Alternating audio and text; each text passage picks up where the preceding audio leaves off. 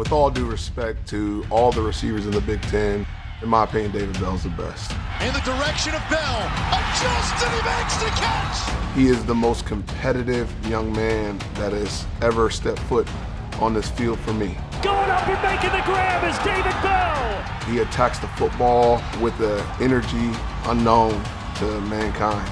He just brings together everything you really want in a receiver. There's nothing he really can't do on the field at that position. He's got it! Touchdown, Purdue!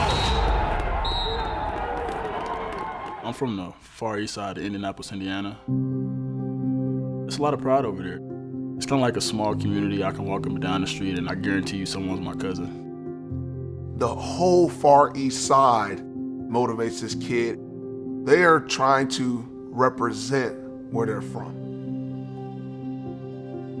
Every time I put on that Purdue number 3 jersey with Bell on the back, I know that I'm not only playing for myself and I'm not only playing for the university, I'm playing for Dijon's family, and the whole Far East Side community.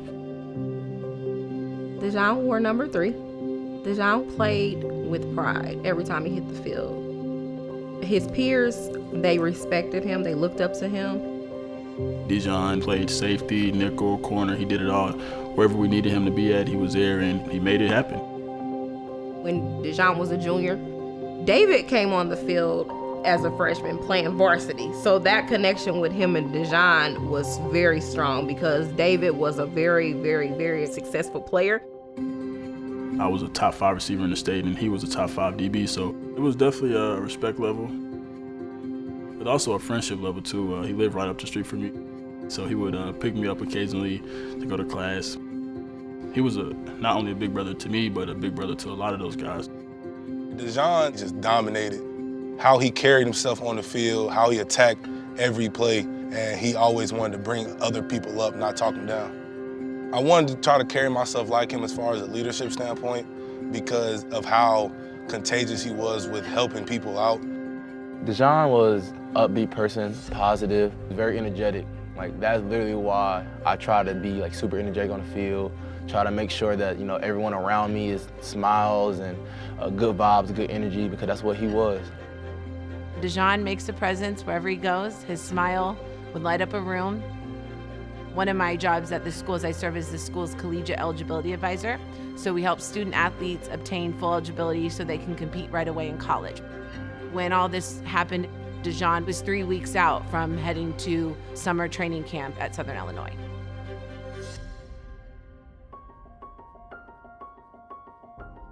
2017 was a little rough for Indianapolis, Indiana, especially the Far East Side. I think we had broke a homicide record that year.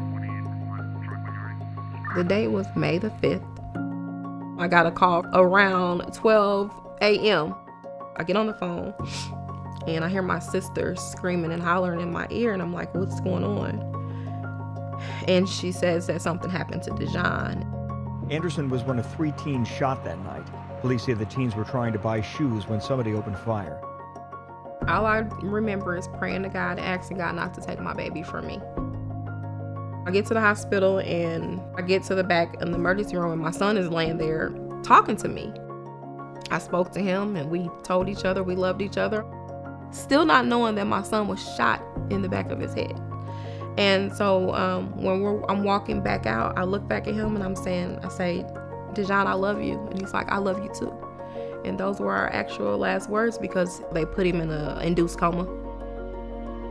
Once I found out what it was over, like some shoes, like I didn't understand. I couldn't like wrap my head around why would you shoot someone over some shoes. It sounded like to me it was a robbery gone bad. But whatever it was, it didn't have to end like this. May the 23rd, he ended up passing away from his lungs collapsing from him having pneumonia in the hospital and being on the ventilator for so long. I knew that if God took him, then it was going to be a meaning behind this because of how great he was. I didn't know how to react. This is the first person that actually knew that left my life. Like that had never happened to me before. I remember that was the first time that I cried in years, to lose someone that was close to you and that had such a bright future. So it was a very tough time, not only for me, but for the whole school. He was so close to graduating and going to play college football. It hurt a lot just because I knew where he was going. I knew his goals, his ambitions, the determination that was inside of him to get there. And I mean, it was crazy.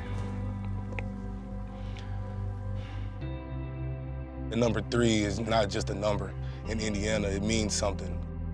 We have the term, leave a jersey in a better place, and Dijon did that. So the number 3 is not just a number, it means Dijon Strong.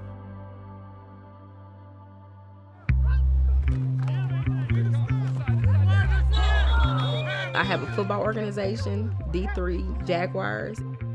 I had 2 coaches that coached Dijon when he was 6 years old. Their names are Coach Fats and Coach Fuss, because one used to be kind of big and one is always fussing. We got to have a perfect drive to open up this second. Hey, one thing I can say, Coach Fats, we ain't got no penalties on holding. Nah, we ain't got no holding penalties. I look at my football team and I think one of these kids are going to make it.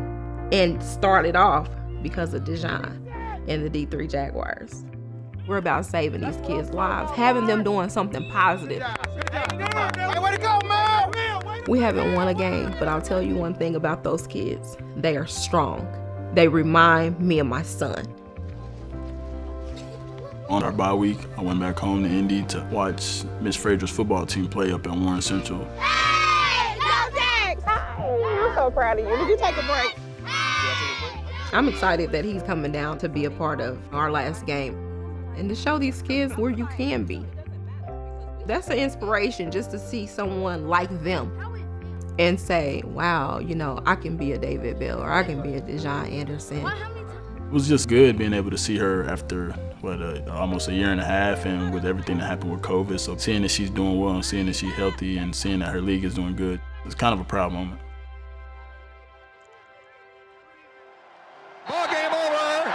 Celebrate, you Hawk fans, as the combatants try to shake hands. David Bell, I did receive a text message from him right after Iowa won the game, and he said, Coach, I will do anything you want me to win this game. I know Dijon lived for these moments. He lived for the big game, so the way we tried to honor him was just trying to go to play like he played. Dijon Strong, that's what I put on my wrist every game, just to be how strong he was. He was fighting on and off the field. I changed my number from 11 to 3. Dijon has impacted my life so tremendously. How he touched people, how he moved people with his actions and his smile. It's gonna give me a sense of joy. You have 2 wearing number 3, and then you have Justin with 3 on his arm. They're being strong for Dijon and living out the dream that he didn't get to live. David Bell shakes a tackle, 30, 40, midfield, he might go. He's at the 40, down the right sideline, 30. David Bell is in Iowa's nightmares. He is just so tough of a cover.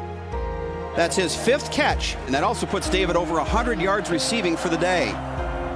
Purdue is not taking the foot off the gas. They are staying aggressive here. I love it. David Bell with another big catch for a first down. That puts David Bell over 200 yards receiving.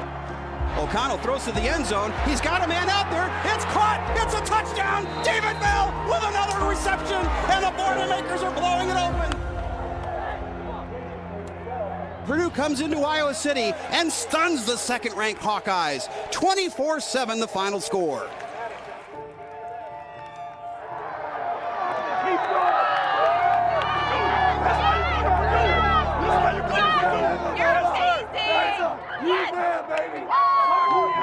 David, great game. As an Iowa fan, go to the NFL, would you please?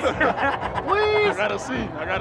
Great game, dude. Love you. Love you. Hold on. Superstar. I want to see if we can get your picture ready. You balled out, brother. You balled out. Yes, sir. Come on, real quick. Get over here.